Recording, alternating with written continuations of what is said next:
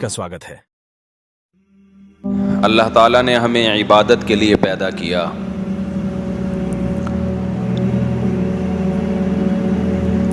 اور عبادت میں ہر طرح کی غلامی ہے اللہ تعالیٰ کی، اپنے آپ کو مکمل خدا کے حوالے کر دینا۔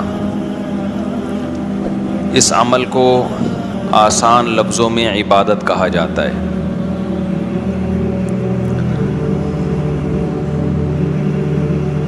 آج ہم اپنے آپ کو اللہ کے حوالے کرنے کے لیے تیار نہیں ہیں، اس کی وجہ سے بے سکونی، پریشانیاں، مشکلات۔ نسوا اللہ فانساہم انفسہم، یہ آیت یاد کر لیں قرآن مجید کی۔ اللہ تعالیٰ فرماتے ہیں کہ یہ لوگ اللہ کو بھول گئے تو اللہ نے ان کو اپنا آپ بھلا دیا۔ آپ نے یہ لفظ سنا ہوگا نا بھائی، اپنا خیال رکھا کرو۔ کہتے ہیں نا آج کل ایک ڈائلاگ ہے، کہیں بھی کوئی رخصت ہو رہا ہو، جا رہا ہو، اپنا خیال رکھیے گا۔ میں اس میں ایک لفظ اضافہ کر دیتا ہوں، اپنے خرچے پہ، کہ آپ اپنا خیال رکھیے گا اپنے خرچے پہ، کیونکہ آج کسی کو مشورہ دو نا تو وہ بعد میں پیسے مانگنے آ جاتا ہے کہ آپ نے کہا تھا اس لیے۔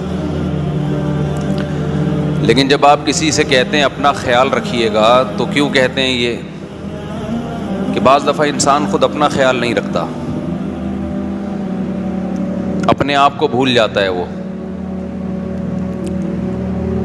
ہم نے ایسے ڈاکٹرز دیکھے ہیں جو ساری زندگی لوگوں کا علاج کرتے رہے، اپنے آپ کو بھول گئے۔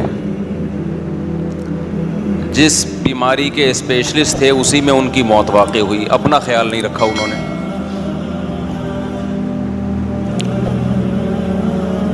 لوگوں کو نصیحت کرتے کرتے اپنے آپ کو بھول گئے، ایسے لوگ بھی ہیں۔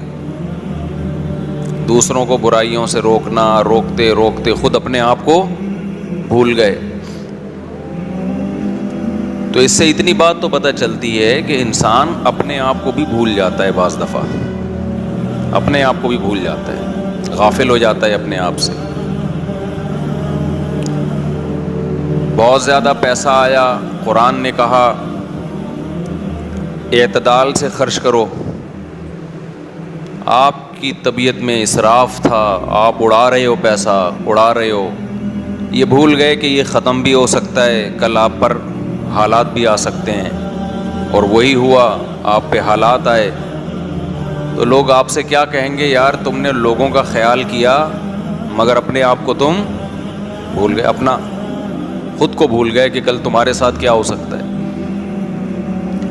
تبھی تو قرآن نے کہا نا کہ وَلَا تَجْعَلْ يَدَكَ مَغْلُولَةً إِلَىٰ عُنُقِكَ وَلَا تَبْسُطْهَا كُلَّ الْبَسْطِ، نہ اپنے ہاتھ کو گردن سے باندھو، اتنے کنجوس بھی مت بنو، اور ایسا اڑانا بھی مت شروع کرو کہ کل لوگوں کے سامنے تمہیں ہاتھ پھیلانا پڑے۔ تو یہ انسان کے ساتھ ہوتا ہے کہ وہ دوسروں کا خیال کرتے کرتے یا کسی بھی وجہ سے، بعض دفعہ خیال نہیں کر رہا ویسے ہی، کہ وہ اپنے آپ کو بھول جاتا ہے۔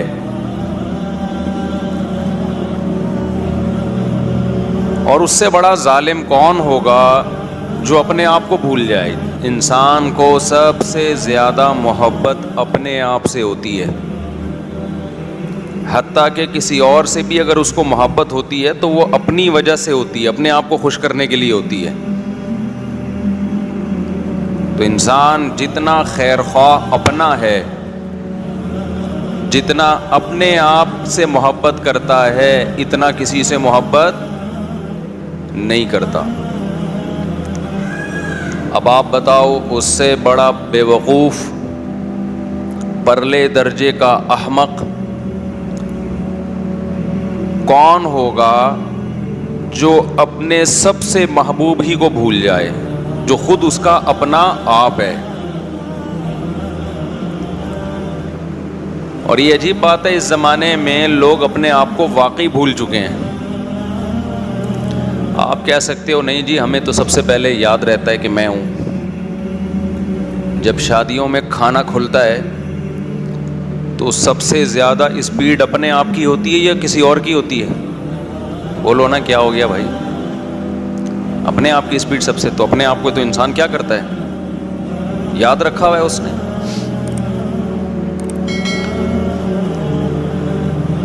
تو خوب سمجھ لیں، قرآن میں جو اللہ نے کہا نا کہ لوگ اپنے آپ کو بھول جاتے ہیں، کب بھولتے ہیں وہ میں بتاتا ہوں ابھی.